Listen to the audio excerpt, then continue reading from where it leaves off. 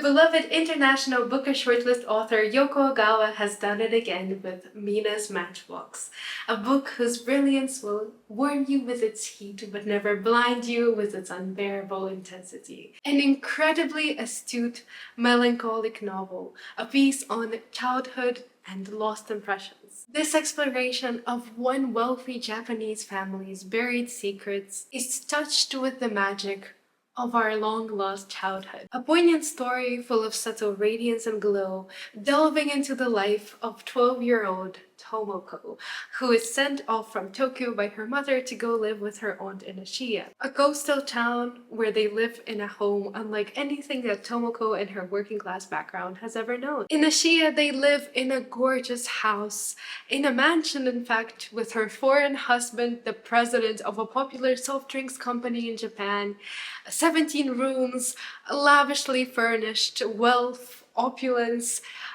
German artifacts everywhere, and everything is new and enchanting, like a fairy tale to Tomoko. And in particular, she's enamored with her cousin Mina, who is described as, well, if you wanted to describe Mina in a few words, you might say she was an asthmatic girl who loved books and rode a pygmy hippopotamus. But if you wanted to distinguish her from everyone else in the world, you'd say that she was a girl who could strike a match more beautifully than anyone. Reading this book feels like a hand-picked gift from Ogawa, like an intimate conversation, like a diary passed under the moonlit night. Ogawa trails her fingers, selecting the perfect match for the reader, that one wooden point of ignition that will create the ideal story, and she without a doubt succeeds, weaving an elemented and layered tale. The subtle characterization of each and every character are the tiny details that intoxicate us. Even before the smoke of the fire, even before the point of the flame, at the moment that the match has simply touched the striker pass. We have the uncle, handsome, dashing, confidently able, a wonderful father, a perfect boss, a welcoming uncle, capable of making up for the father that Tomoko has never known. She would feel jealous of Mina if for the fact that her father never quite seems to be there when they need him. His strange, unaccountable absences create a peculiar mood in the house that not even his easygoing manner seems to be able to fix. And Mina, of course, does she want to be her? Or does she want to be with her? Mina, this girl who is so intelligent, sophisticated, pretty, pale, and, well, frankly unstable. Her health is the focal point of this largely female, what with her brother in Switzerland and her father never there, household. Mina crafts narratives which astound with their storytelling, boundless imagination, and bottomless sadness. She pulls Tomoko into a world where seahorse lovers get forever separated, where young girls sleep on beds of decay, and happy endings never once make confident appearances in Mina's story. What then of that aunt whom Tomoko came for? The quiet, reserved aunt, her mother's sister, who retreats day after day into the smoking room to pour over her whiskey, her cigars, and her work.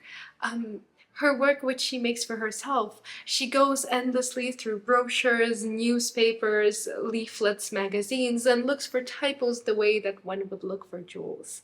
Jewels that the grandmother in the house, that foreign German grandmother, adorns herself with every day as she puts on makeup after makeup, as if hoping that it would comfort her, seeking comfort from it the way that perhaps we seek comfort for when we look for our native language in a country whose language we don't speak. The German grandmother who has lost her twin, the twin that no one in the family talks about, but has instead gained a Japanese replacement in the figure of the elderly, stick-thin homemaker who runs the household with a strict yet loving fist. Each character has their own specialty and their personality and their particularity, and Ogawa lays the foundation for characters that will live in our heads long after we finish the work. Like Tomoko looks at the characters in this book in a photograph many years later, and like she thinks, well, in my head, they live as they have been in my childhood. They live on, they stay the same, so too will we think of these characters as we finish the book.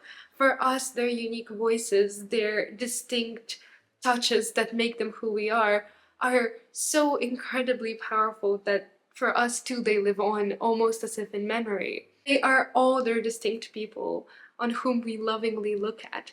And think the secret garden, think the ocean at the end of the lane. Look at the level of detail that Ogawa allows us to perceive when she introduces us to these characters, when she opens a doorway to the family's lives, when she talks of undiscussed and brushed over alcoholism in the aunt, when she talks of Mina's not quite pyromaniac obsession with matchboxes. She opens that door to the family's life, the family which had left such a deep impression on our protagonist that she never once talks about herself. Like we feel when we're looking at a family from afar, that's the same way that Tomoko, our narrator, feels, because she never once centers on herself. She only ever focuses on this one seemingly happy, perfect family. A year spent under their care is but a brief interlude, like fleeting summer moments and soft summer scents. Interlude that nevertheless leaves such a big impression on her. The formative childhood years, it's the defining moments of her life, the period she comes back to again and again, and it's that bittersweet feeling of longing to return to that childhood innocence and to that period, but never quite being able to. Not in terms of the limitations of our physical world and not being able to turn back time, but realizing that it would never be the same. Placing the match onto the striker, Mina takes a deep breath, almost like a swimmer about to dive into the surface, and then her fingers, flying like a butterfly, accelerate along the path, almost like a jet taking off, so graceful, so swift.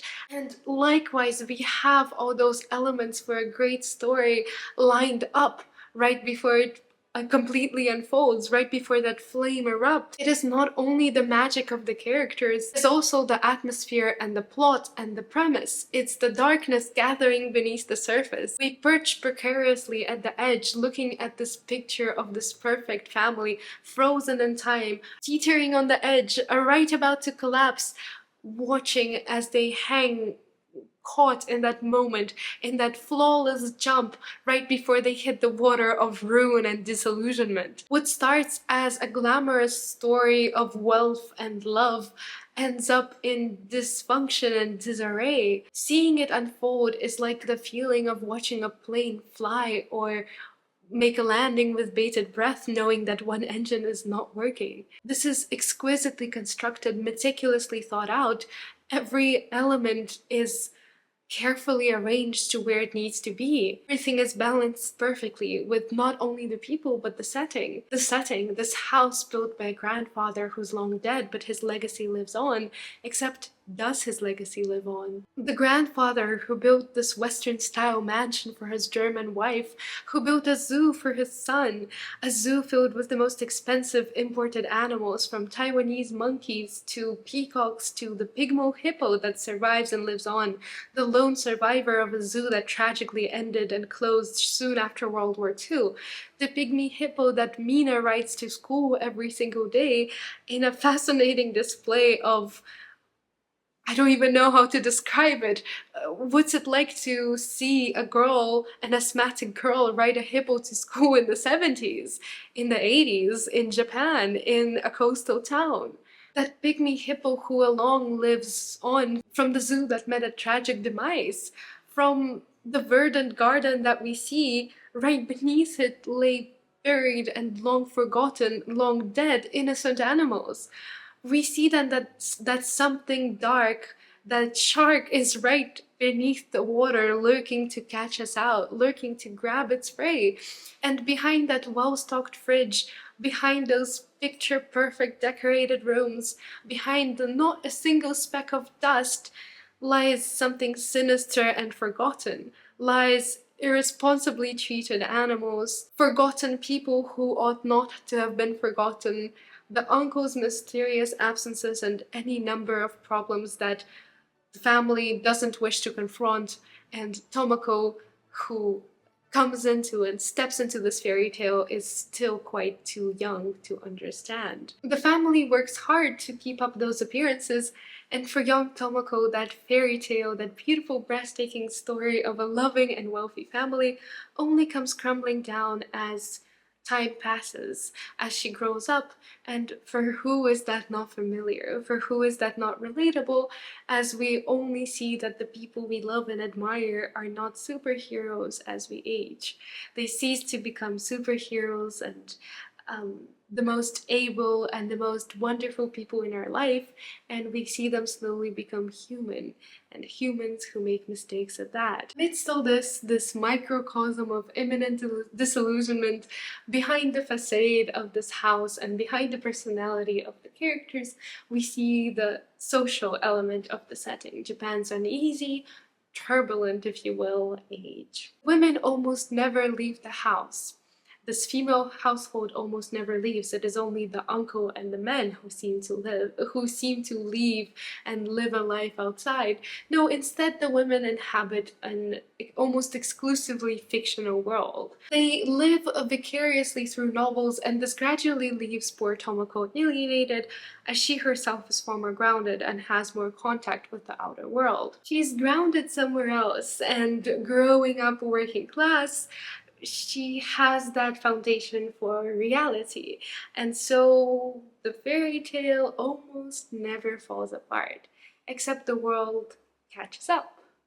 Like Japan's isolation period cannot last, so too does the outside world come rushing into the safe world that the family has built for themselves. It starts with the suicide of Japan's first ever Nobel Prize winner, Kawabata, whose Snow Country I read and loved last year, and then it's the Munich Olympics and the Black September, which in fact is a quite contemporary event given the recent controversy outbreak from Adidas and the recent events in the Middle East. These are indeed political and social events that are capable of sparking discussion now. And so unease and all these outside world events come rushing in to the household. So many of the events that happen are actually set in August now, and so the book feels almost contemporary when it isn't, when it's set in a different world at a different time.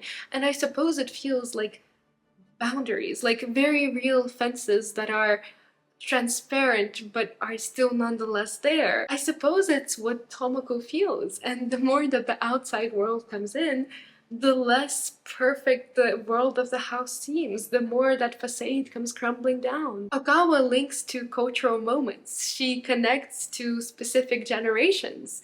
And through it all, her rich and vivid imagery and her playful symbolism makes this something far more complex and fascinating than a simple family drama. Mentioning literary influences too allows us to explore Mina's mind in the books that she reads, but also to see parallels. Books like Anne of Green Gables, or even books like My Beloved Snow Country that I mentioned. This is a book that a well-read reader will find fascinating to unpack because you will see the connections, you will see the influences, and you will see the parallels. They're hidden connections that only become obvious in conjunction with other events. Elegant and graceful in its movements, that match runs its path, slowly and then suddenly quickly, and then abruptly when the story comes to an end, we are almost left longing for more. There is none of the sudden spark that we were expecting when we began to light that match. We expected to run it down the stripe box, to make that quick movement with our hands, and to see a vivid, sudden, sparking flame. But instead, none of that happens. There's none of the passionate denouement or the sparks of that crisis that we've been expecting, and we see that it's like that for Tomoko as well. The big thing instead, that fire that we've been waiting for, is not the product of an ending. It's not that crumble of the facade which we've been waiting for since the beginning. We realize that maybe the real flame was the journey that we made along the way. Nothing happens, yet at the same time so much happens. It's life itself for Tomoko. It's like us living life, constantly expecting to have some big event that's going to change our life, that's the defining marker, that's the defining moment, and that event never coming. Because life is not just one big event, but it's that movement It's that passage of time from the beginning to the end. That in itself is the incredible flame. That in itself is the wonder of the chemical reactions. And seeing that analogy to life in Mina's Matchbox is so powerful. But it's also a stark reminder that when we seek the flame, we seek some sort of end result, and we lose the novelty of the action itself. We seek to consider the genius feat of engineering that went into the matchbox, or the design of this beautiful tiny thing, or even what that flame itself means for humanity and its progress. We become centered on that one result, and we seek to take joy in that mundane element. For us, lighting a match becomes something that is just everyday, something that serves a purpose. We light a match to make fire that will illustrate something for us, that will show us, oh, well, actually, here it is. Here is that fire that we need for whatever other reason. And it's books like these that actually remind us that even the act itself is worth your consideration. And that's what it's like for Tomoko growing up. Of course, there's that sense of wonder at those 17 rooms and the German furnishings, but for a child, everything is novel, everything is wondrous, everything is amazing. We have lost the ability to feel joy in the mundane. We seek that sudden flame that will light us up with passion. But it is the passion in the movement that's important. It is when you realize this that you begin to read more carefully and more slowly, and you see the genius in the gentle reminder of the novel that we were once like this, and that we ought to cherish our childhood and the most precious resource of all, time. Even when it all falls apart, we see that it is merely the end of one match that has burnt its being and the beginning of another, for Mina and for Tomoko. And how can we not consider where our own matches lie, and at which point they will be burnt out, and at which point we will take another. This is a short novel and one for a specific mood. It requires patience and makes a beautiful impact on those who give it. Even if you're not looking for complicated, deeper meanings, the story itself is compelling, deeply moving, and perfect for one sitting on a quiet, rainy day, because you will not be able to tear yourself away from it. It is a novel that I believe should come into your life at the right time, and if it does, it will be the most rewarding experience. An easy 5 stars. I am endlessly thankful to Vintage Books for sending me a copy in exchange for this honest review.